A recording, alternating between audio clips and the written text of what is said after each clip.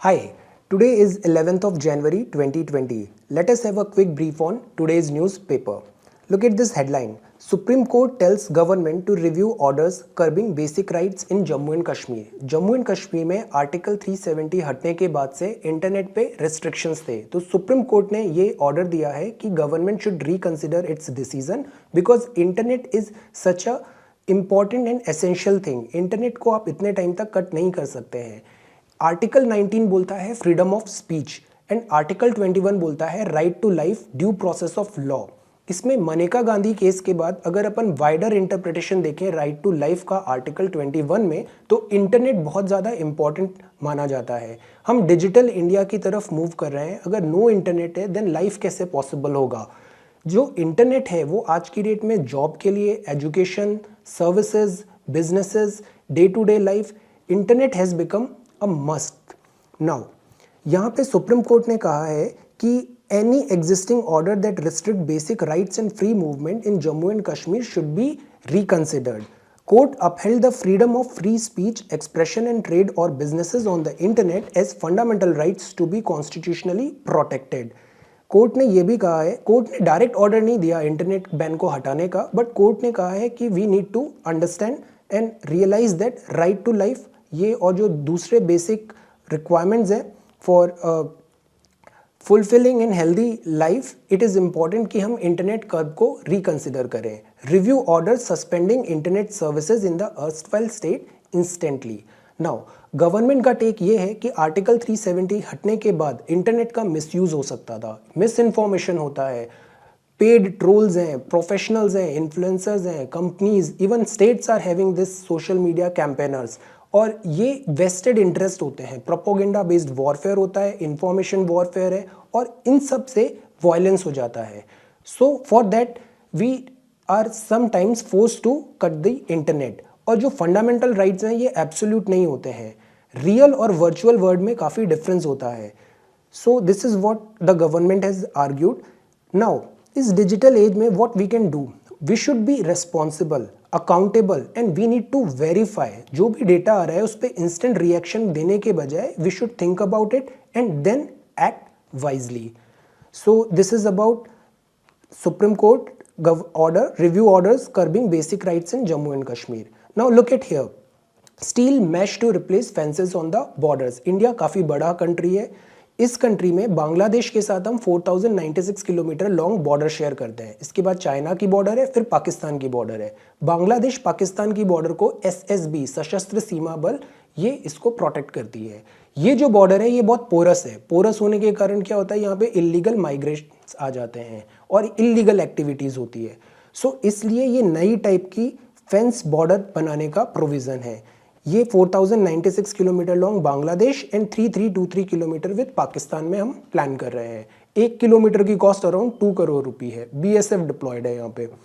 Now ये इतने बड़ी बॉर्डर को ना मैन गार्ड करना बहुत डिफिकल्ट है. हमें ज़रूरत है टेक्नोलॉजिकल सॉल्यूशंस की in porous stretches of the border वर, like drone surveillance, integrated check post. These are very much required in the modern time. Look at this headline, IIP reverse slump grows by 1.8%. IIP क्या है? ये national statistical office ये data निकलता है industrial production growth कैसे हो रही है. तो इसमें अभी ग्रोथ हुई है 1.8% की. That is a good signal. Manufacturing sector में इंप्रूवमेंट है. दिस टेल्स की इकोनॉमी रिबाउंड होने के चांसेस हैं. नाउ लुक एट हियर, ये है supreme court stage NCLAT order. National company appellate tribunal NCLAT. Now NCLAT है ना, ये एपेलेट ट्रिब्यूनल है. NCLT का इंसॉल्वेंसी एंड बैंक्रप्सी कोड का और कंपटीशन कमीशन ऑफ इंडिया का. NCLAT का जो वर्डिक्ट आता है इसकी अपील की जा सकती है सुप्रीम कोर्ट में, जो अभी टाटा ने किया, और सुप्रीम कोर्ट ने स्टे लगा दिया NCLAT ऑर्डर का. 2012 to 16 साइरस मिस्त्री हेड थे टाटास के. साइरस मिस्त्री शापोजी एंड पॉलनजी ग्रुप से आते हैं. इनके 18.3% शेयर हैं टाटा सन्स में. इनको जब हटाया गया था तो साइरस मिस्त्री गए पहले NCLT के पास. NCLT ने डिसीजन लिया टाटा के फेवर में. साइरस मिस्त्री फिर गए NCLAT के पास और NCLAT ने डिसीजन लिया साइरस मिस्त्री के फेवर में. और फिर टाटा गए NCLT से सुप्रीम कोर्ट के पास और सुप्रीम कोर्ट ने अब स्टे लगा दिया है. अभी जो करंट चीफ है वो एन चंद्रशेखर हैं। सुप्रीम कोर्ट से पहले एनसीएलटी ने ये डिसीजन लिया था कि टाटा का फिर से साइरस मिस्त्री को चीफ बनाया जाए और उसमें सुप्रीम कोर्ट ने अभी स्टे लगाया है। Now look at here, union home ministry notifies CAA provision, citizenship amendment act. ये जो प्रोविजन है ये अमेंडमेंट एक्ट 2019 से आए हैं, 10 जनवरी से ये फोर्स आ गए हैं। नाउ इंडिया में अगर आपको सिटीजनशिप लेना है तो वो 5 तरीके से ले सकते हो, by birth, bye decent, bye naturalisation, bye registration and bye incorporation of territory. ये जो नेचुरलाइजेशन है इसमें कुछ चेंजेस हुए हैं फॉर सम पीपल। इसमें 11 साल लगते थे आपको इंडिया में नेचुरलाइज सिटीजन बनने के लिए, अब इसमें रिलैक्सेशन मिला है। किनको मिला है? फॉरेनर्स को। वो फॉरेनर्स परसिक्यूटेड माइनॉरिटी हैं और वो हो सकते हैं हिंदू, सिख, क्रिश्चियन, बुद्धिस्ट और जैनिज्म। ये सब इंडियंस नहीं है, ये फॉरेनर्स हैं और फॉरेन की ये परसिक्यूटेड माइनॉरिटी है। तो इनको इस 11 साल में कुछ रिलैक्सेशन मिलेंगे। इसमें जो कंट्रोवर्सी हुई है वो ये हुई है कि इसमें मुस्लिम को इंक्लूड नहीं किया है। गवर्नमेंट ने ये रीज़न दिया बिकॉज पाकिस्तान, बांग्लादेश, अफगानिस्तान, इन तीनों का already Islam is the state religion, तो इट इज़ नॉट एक्सपेक्टेड कि इस कंडीशन में वहाँ पे मुस्लिम परसिक्यूटेड माइनॉरिटी में होंगे। सो दिस इज़ वाई जो फॉरेनर्स हैं उनमें इनको इंक्लूड नहीं किया गया है। नाउ अब यहाँ पे बात आती है कि administratively why it is required, administration point of view से, without any political bias. See, this is your country and these are the people living in your country. These are citizens and this is your country. Now country को administer करने के लिए we need to know कि who all are living in this area. So that is why all administrative decisions and judgment says कि एक NPR होना चाहिए administrative point of view से। NPR मतलब होता है पॉपुलेशन रजिस्टर। आप अगर इंडिया की टेरिटोरी में +- 6 मंथ से रह रहे हो तो आपको इस रजिस्टर में रजिस्टर करना पड़ेगा। अब इनमें से जो इंडियन सिटीजन्स हैं, बिकॉज फॉरेनर्स भी हो सकता है इंडिया में रह रहे हैं, तो वो NPR में उनका रजिस्ट्रेशन हो जाएगा। नाउ इनमें से जो सिटीजन्स हैं उनके लिए NRC होता है, सिटीजनशिप रजिस्टर। सिटीजनशिप आपको बहुत सारे राइट्स देती है, at the same time it demands certain duties from you. Now 1951 के बाद NRC कभी नहीं हुआ इंडिया में, केवल एक असम में हुआ था। वो भी एक स्पेशल केस था बिकॉज 1971 में बांग्लादेश लिबरेशन हुआ था and lakhs of Bangladeshi entered into India. So 1951 के बाद केवल एक बार NRC हुआ है जो अभी रिसेंटली असम में हुआ था। नाउ जो आधार होता है, आधार का मतलब ये होता है कि हु यू आर, ये एक केवल आपका बायोमेट्रिक आइडेंटिफिकेशन है। और जो सेंसस है ये एक 10 ईयर में होने वाली प्रोसेस है जो 1881 से चल रही है। इसमें कॉन्फिडेंशियल डेटा भी लिया जाता है। नाउ प्रॉब्लम क्या आती है? प्रॉब्लम आती है प्रोसेस से। ये जो प्रोसेस है NRC, NPR, ये प्रोसेस ट्रबलजम नहीं होनी चाहिए, ये इंक्लूसिव होनी चाहिए, इसका प्रोसीजर सिंपल होना चाहिए, it needs to be smoothen out, discrimination नहीं होना चाहिए, देन इसमें किसी भी इंडियन सिटीजन को सफ़र नहीं होना चाहिए। There should be provisions like this. So this is why we can say that these NPR, NRC, they are not wrong. The wrong is the process and we need to work in that process. Now procedure जो होता है वो इसमें एक नया issue आया था कि आइडेंटिफिकेशन का। आईडी कार्ड में ये ऑप्शन है कि मल्टीपल ऑप्शन है, पर्सन वेरिफिकेशन भी हो सकता है, पर्सन टू पर्सन वेरिफिकेशन हो सकता है, डिफरेंट आईडीज एक्सेप्ट की जा रही है like Aadhaar, voter ID, ration card, bank, school passing certificates, there are so many ID cards that you can provide. Procedure should be like this that it do not cause any inconvenience to any of the Indian citizen. This should be taken forward. So this is page number 1. Now this is page number 2. This is page number 3. This is page number 4. Look at this picture. 71st Republic Day parade का practice चल रहा है. अभी 71st Republic Day होगा 26th of January 2020 में. ये क्यों celebrate करते हैं? 1935 में गवर्नमेंट ऑफ इंडिया एक्ट आया था और इसको हमने रिप्लेस किया था 26 जनवरी में जब हमने अपना नया कॉन्स्टिट्यूशन अडॉप्ट किया. 2 साल 11 महीने 17 दिन लगे इसमें और इंडिया बना रिपब्लिक ऑफ इंडिया. सो ये परेड होती है, ये कल्चरल परेड होती है, मिलिट्री शो होता है जो हम 26 ऑफ जनवरी को सेलिब्रेट करते हैं राजपथ में. इस बार जो हमारे चीफ गेस्ट होंगे वो हैं बोल्सोनारो, ये ब्राज़ील के हेड हैं. Now this is page number 5, this is page number 6, this is page number 7. Look at this picture. Migratory seagulls are seen arriving along the Mandovi river at Betim in Goa on Thursday. Goa में दो important river है, जुआरी and Mandovi. ये दोनों मिलती हैं creek में और बनाती हैं मोरमागांव हार्बर जब ये सी में वाटर डिस्चार्ज करने जाती हैं. तो अभी जो मांडोवी रिवर है ये आती है कर्नाटका से, और कर्नाटका ने एक कालसा बंडूरी प्रोजेक्ट में इस मांडोवी रिवर का पानी सप्लाई करने का प्लान है मलप्रभा में. मलप्रभा रिवर देन सप्लाई करेगी जो ट्रिब्यूटरी है कृष्णा की. तो इससे गोवा को ऑब्जेक्शन है बिकॉज इससे इस मांडोवी रिवर का पानी कम हो जाएगा. मांडोवी रिवर गोवा में इसका नाम है और कर्नाटका में इसका नाम है महादई रिवर. सो ये एक इंटरस्टेट वाटर शेयरिंग डिस्प्यूट हो रहा है यहाँ पे. Then this is page number 7, this is page number 8.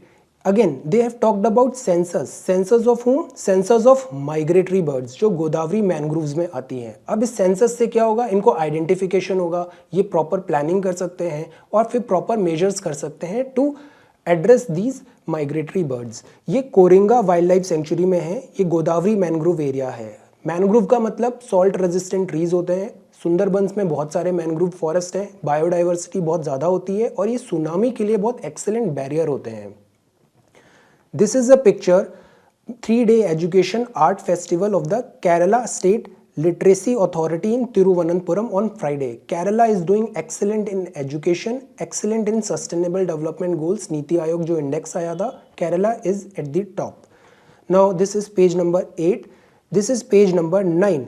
अभी एक नया डीएमए बना है, ये मिनिस्ट्री ऑफ डिफेंस के अंदर आता है और ये जो डीएमए है ये फिर ट्राई सर्विसेज को हेड कर रहा है. इस डीएमए के जो हेड है डिपार्टमेंट ऑफ मिलिट्री अफेयर्स, इसके हेड है चीफ ऑफ डिफेंस स्टाफ जो जनरल बिपिन रावत बने हैं. ये 4-स्टार जनरल है just like other chiefs of army, navy and air force.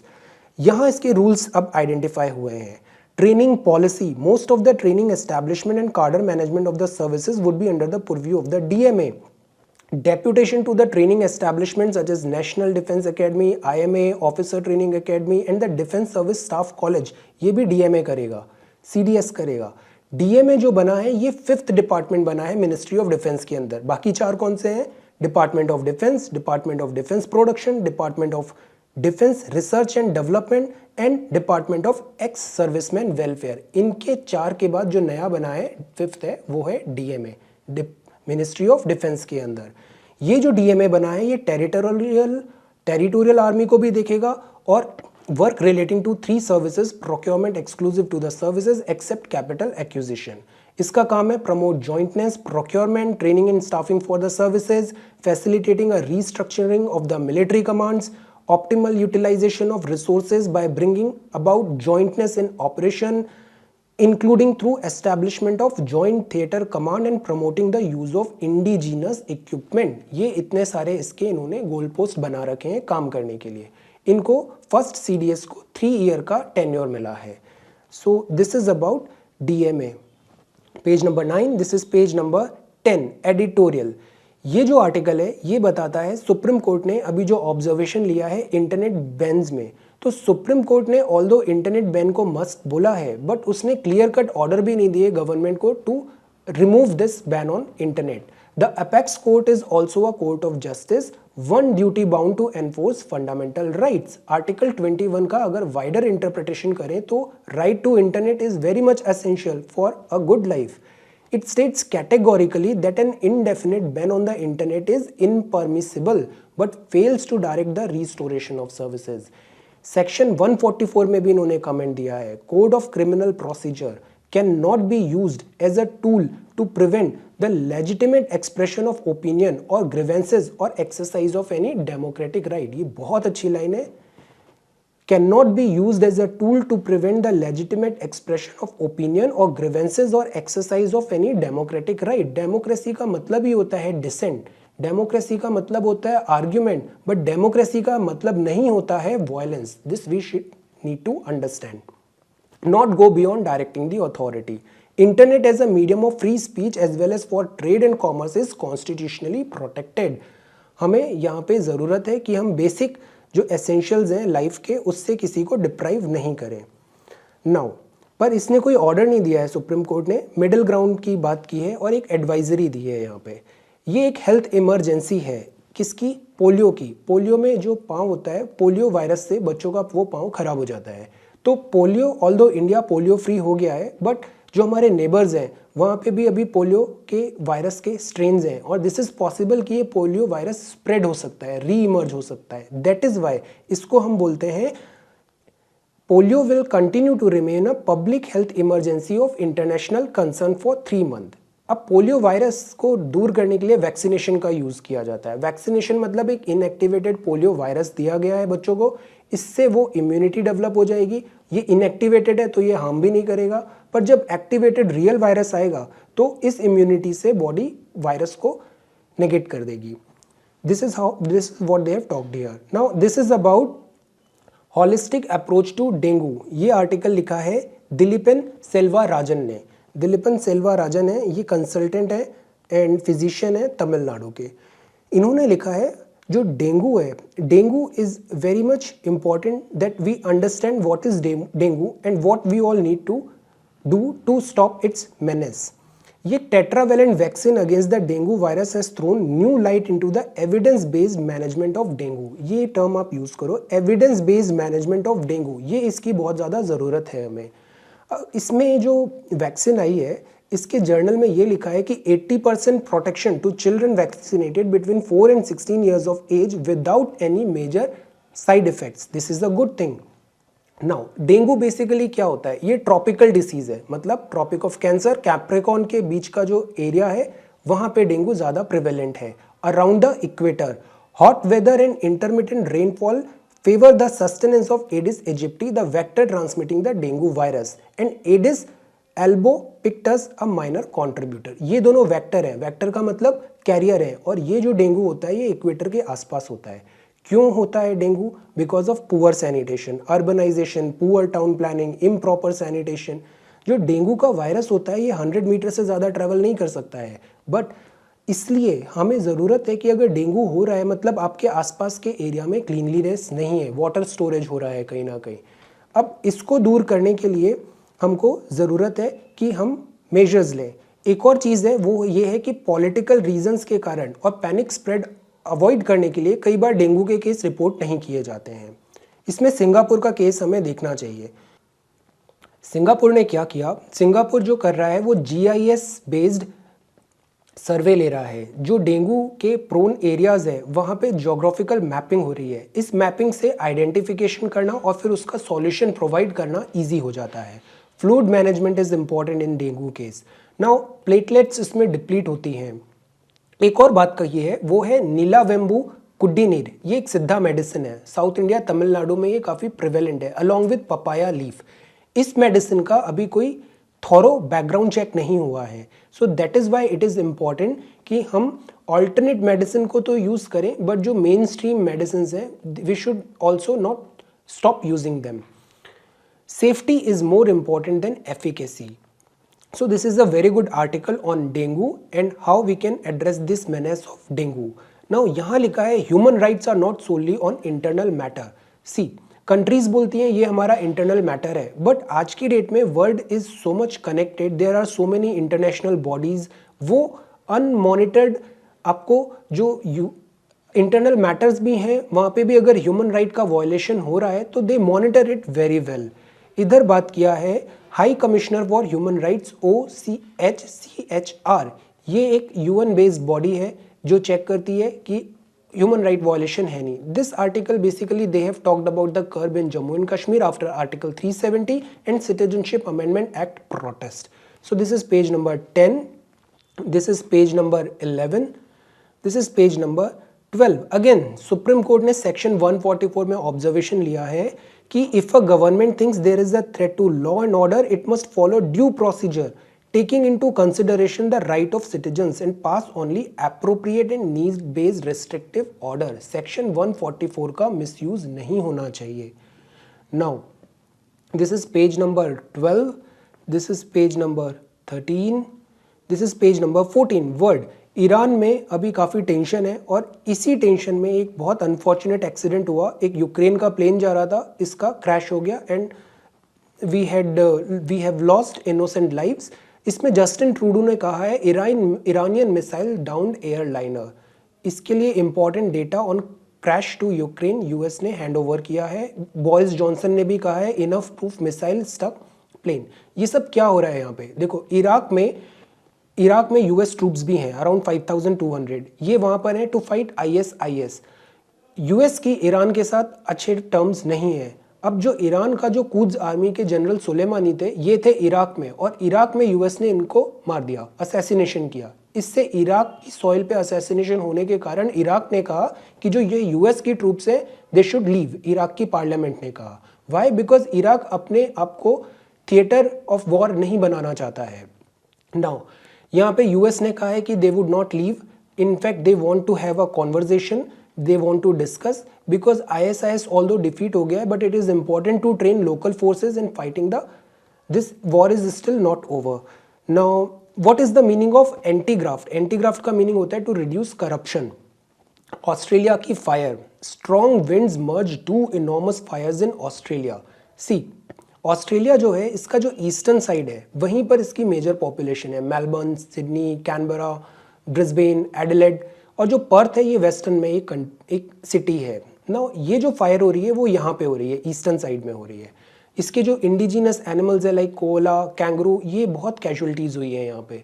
Even जो कैमल्स है, कैमल्स ऑल्दो इंडिजिनस है नहीं, इनको ऑस्ट्रेलिया लेके गया था हमने, बट अब ये कैमल की पॉपुलेशन बहुत ज़्यादा हो रही है और ये सारा पानी पी जाते हैं, रिसोर्सेज सारे ले लेते हैं। तो अराउंड 10,000 कैमल्स को मारने की भी बात चल रही है ताकि जो रिसोर्सेज है उस पर प्रेशर कम हो।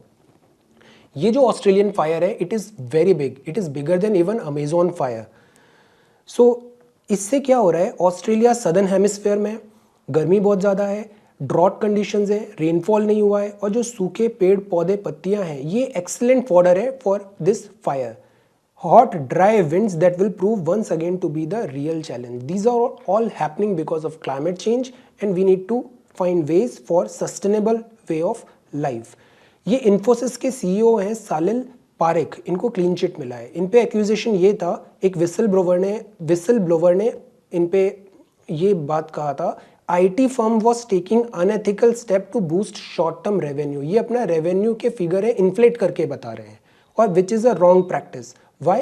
रेवेन्यू का मतलब होता है अर्निंग, बिजनेस में आपकी कितनी अर्निंग हो रही है। जितना ज़्यादा रेवेन्यू आ रहा है आपके पास, this shows that your business is doing well. तो sometimes to improve the books और इन्वेस्टर्स, जो कंपनीज हैं वो अपने रेवेन्यू को बढ़ा चढ़ा के बताती हैं। This is an unethical practice. Now Infosys net surge 23% firm raises guidance, tech major फिर से हायर कर रहे हैं। Worst auto sale decline in 2 decades, 2 decade में ऑटो सेक्टर सबसे बुरा परफॉर्म किया है in terms of sale. Why? Vehicles अच्छे हैं, प्रोडक्ट्स अच्छे हैं, बट डिमांड नहीं है। डिमांड क्यों नहीं है? बिकॉज BS6 नॉर्म्स आ रहे थे, लोग वेट कर रहे थे कि जब BS6 व्हीकल्स आएंगे then we would buy the new vehicle. Millennials हैं, ये ओला उबर जनरेशन है, ये गाड़ी खरीदना नहीं चाहते हैं। देन इकोनॉमिक स्लो डाउन भी है। ये जो ऑटोमोबाइल सेक्टर है ये एक ट्रांजिशन फेज से निकल रहा है। ये अभी मेजॉरिटी यूज करते थे इंटरनल कंबशन इंजन, ये पॉल्यूटिंग होता है, फॉसिल फ्यूल पे बेस्ड होता है। अभी ट्रांजिशन की बात चल रही है, e vehicle, fame 2 scheme government लेके आई है, फास्टर एडॉप्शन। सो इसमें जो सियाम बॉडी है, society of Indian automobile manufacturer, इसने बताया है कि 2019 जो था ये वर्स्ट फिगर्स आए हैं डेकेड के, इन 2 डेकेड्स के सेल्स ऑफ कार में। So this is page number 15, page number 16 is showcase, page number 17 is showcase. Koneru Humpy, chess player, is doing very well. Sports, India ने श्रीलंका को हरा के सीरीज जीत लिया है. So this is about sports, and thank you so much for watching today's video. Take care.